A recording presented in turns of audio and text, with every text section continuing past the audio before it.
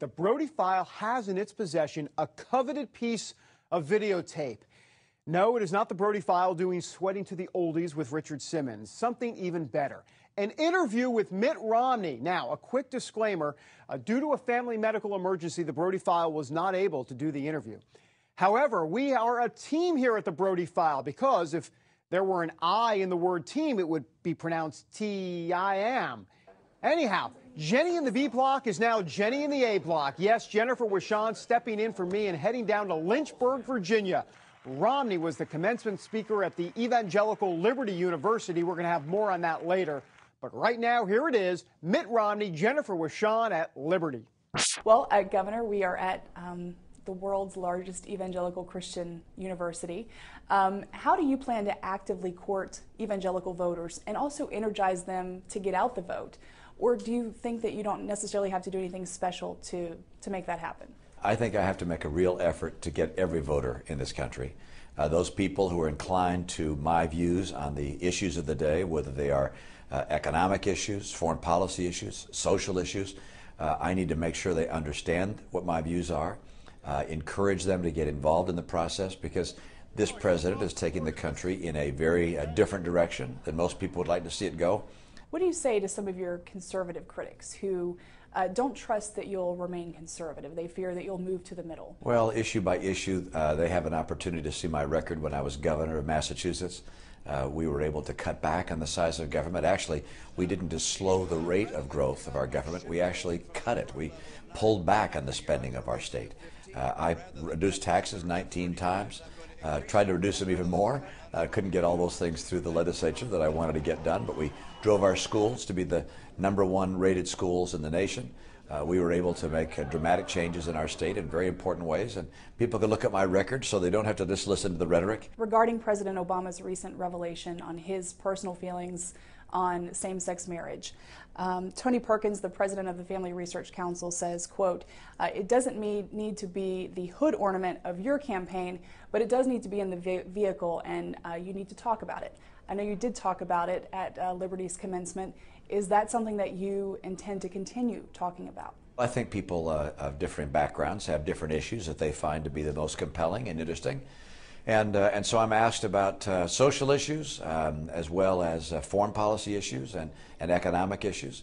And of course, I'll describe my views on those issues to people that have interest. You know, I'll do my very best to connect with the American people on the issues they care most about. What I speak about day to day, in some respects, reflects what I'm being asked about. And so those issues, I think, by virtue of the President's change of view on this topic, has become more current today.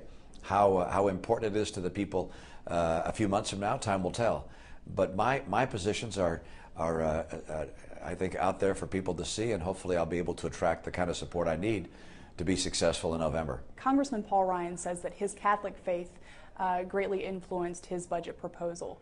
Many conservative evangelicals believe the Bible lays out principles about saving and not leaving too much debt to future generations. I'm curious how your faith influences your view of the budget, and particularly with the major cuts that need to be made. I think I learned in my home and also in my church that you're wise to live within your means, to have a provident life, meant to be not excessive and showy, and not to borrow more than you could possibly pay back. We're seeing a nation that's following very different paths than that. A nation that's spending roughly $1 trillion more every year than we take in, and it's imperiling our economy. I think it's not just bad policy. I frankly think it's immoral for us to spend and borrow knowing that we will never pay these loans back, but that the interest and the principal will be burdens sent on to the next generation. I think it's simply wrong. And so I intend to cut federal programs, eliminate federal programs. Some programs I'll send back to states where I think they can be run more efficiently. And by virtue of doing that, get America on track to finally having a balanced budget. I'm wondering, what do you think is one of the biggest misconceptions about your Mormon faith? I don't know that I'm qualified to be able to characterize the views of other people with regards to my faith, but I can say that I know that there are very significant differences in creeds and theologies between religions, and certainly between my faith and the faith of people here at Liberty University. And yet we find common ground and common purpose in service, in values that we share, and I think also in our worldview as it relates to what it takes to have a strong America, to preserve our freedoms, to protect the institution of family. These causes bring us together and allow us to lock arms despite the different theological views that we have. And I think, as Dr. Falwell said today, we care very deeply about finding people who share our values and our views, and work for a person who can become our commander-in-chief, but perhaps not our pastor-in-chief. Your wife says that there is a wild and crazy guy inside of Governor Mitt Romney. Can you give us some examples of incidents that illustrate that? Well, you know, we have in our family, of course, a number of things that we do, like pushing people out of the boat, short sheeting their bed, putting cornflakes in their bed, you know, a lot of jokes and tricks that we play amongst ourselves, but even among some others. I once had a state trooper who kept on playing jokes on me, and I played tricks back on him. One day he short-sheeted my bed. We're at a very fancy hotel, but I went to go to bed, and I couldn't get in because he had actually come in before I got to the hotel and short-sheeted the bed. And the next morning when I came down to breakfast, he of course had a big smile because he was going to see how I reacted. I pretended not to notice, and I got some stationery from the general manager of the hotel, and I had it typed up as addressed a letter to me saying, "We're so sorry that your bed was improperly made, Mr. Romney, and we have fired the maid who did it." And then that letter arrived in our office. My secretary picked it up and showed it to him. He was so upset. His boss told him he had to call the hotel and explain to the manager that he was the one that had messed up, not the person they had fired. He got on the phone all red-faced, and then finally, of course, when the manager had no idea what he was talking about, he realized the joke was on him. So we play tricks even with the people I work with. And here she is, Jennifer Wishon, in the flesh to talk more about the Romney interview. Jennifer, I mean, what'd you think? He kind of comes across a little robotic, but I mean, what was your sense there? Well, first of all, I learned what short sheeting is. I had no idea what that was, but I may try that out on my husband someday. You know, I think, you know, look, this was a pivot for the Romney campaign. Coming to Liberty University, addressing Christians who have really felt like the stepchildren in this primary process. They don't feel like the Romney campaign has been paying attention to them or is interested in the things that they're interested in. So this was a real opportunity for him. And I think, you know, in terms of the interview, when I asked him, will you continue talking about traditional marriage? Is this something that you're going to keep talking about?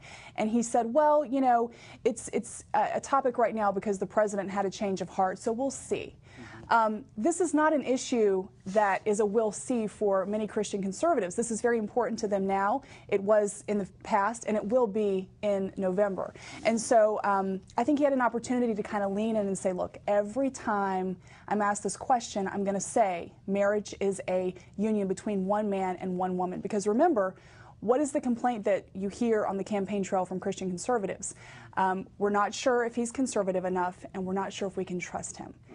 A lot of conservative Christians want to know that the Mitt Romney that they saw at Liberty University is going to be the same Mitt Romney that we see in November and that we potentially see in the White House. I do get a sense that it felt a little poll-tested, or at least a lot of his answers do.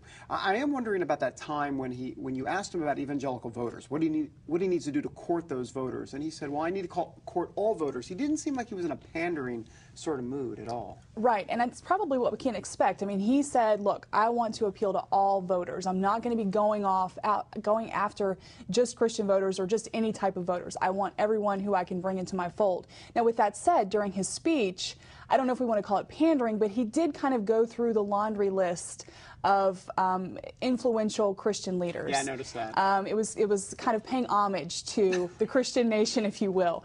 But you know, another thing that he did say when I asked him, look, what is your message to Christians? What do you want Christians to know? He said, I want to preserve the values or restore the values that make America great. I don't want to transform America. And I think that was an important message. Yes. You know, he wasn't giving them the red meat that perhaps some voters are looking for from him. I don't think they're going to get it. But I do think that that message will resonate with the people he was trying to reach. Yeah, I think so. I think the part about the culture I thought was really important, because if you agree with him on preserving a Judeo-Christian culture, then maybe you can go with that. Right. So, Jennifer, appreciate it. Thanks so much for doing